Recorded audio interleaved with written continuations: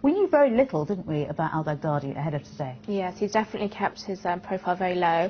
I mean, you saw earlier on in last year where he announced himself as the leader, and we saw him standing on a podium offering a sermon, but we didn't hear anything of him or see any of his speeches.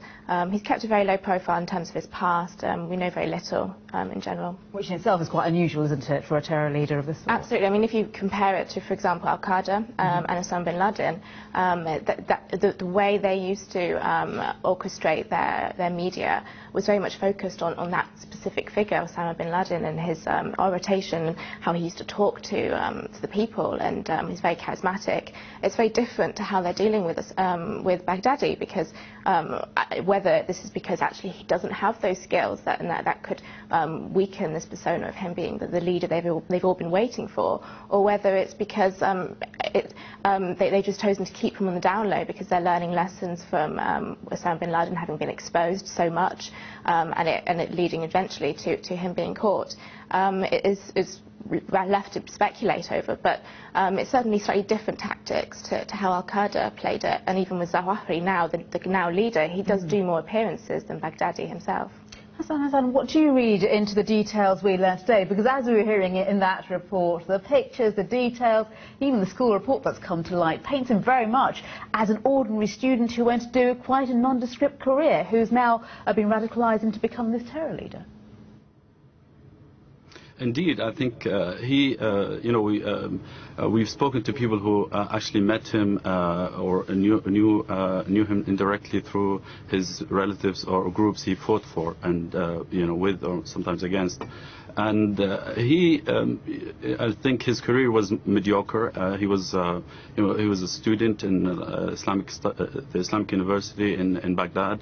He graduated with a doctorate in 2000.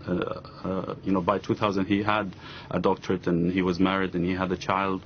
And he led a very mediocre life. There was nothing special about him. We spoke to someone, for example, who met him in the 1990s, and he said he was very shy. He was quiet. His obsession was to learn more about the Quranic studies. So he was focused on religious studies. I think a lot of people tend to say that he's not a religious person, or he's a fraud, but he was a dedicated religious person. He had his views that you see now reflected in how ISIS operates. Have always been his views. So while we don't know much about him in public, people around him in Samarra and Baghdad who studied with him knew him very well, knew his orientation since then. In the beginning, for example, I spoke with someone who said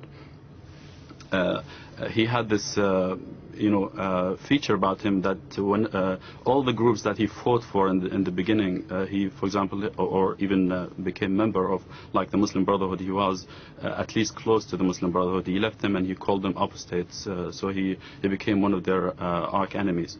And then he joined after the 2003 invasion of Iraq.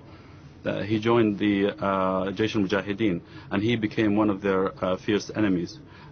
So it's he in general, like publicly speaking, he wasn't impressive, but his views are consistent. Okay, and Emma, what does that tell us about the way perhaps that he should be targeted by the allied nations who are trying to combat ISIS? Well, I mean, like Hassan said, he's not an impressive figure. I question whether the group require him for strategic usage or any sort of operational advice, because I think he's got himself a circle around him that does that. I think he's more propelled as the figurehead, as perhaps there have been rumours that he has some sort of elite, he's related to the Prophet Muhammad, and those sort of aspects may, in that sense, make him very valuable. But I don't think it goes beyond that, personally, and his religious credentials, perhaps, but there are other people that can fill that void.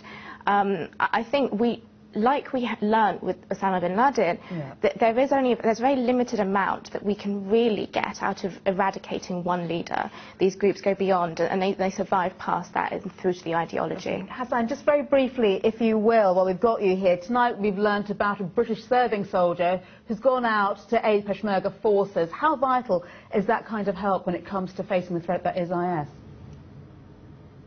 Well, it's not helpful. I think the Kurdish fighters are capable of facing down ISIS if they have the resources and training. The problem with with people getting involved in the conflict is it's basically a problem. It's counter effective. Because that only increases the polarization in Iraq and Syria. We have already seen people angry because of the military involvement when it comes to helping the Kurdish forces rather than the other elements or the demographics in Syria and Iraq.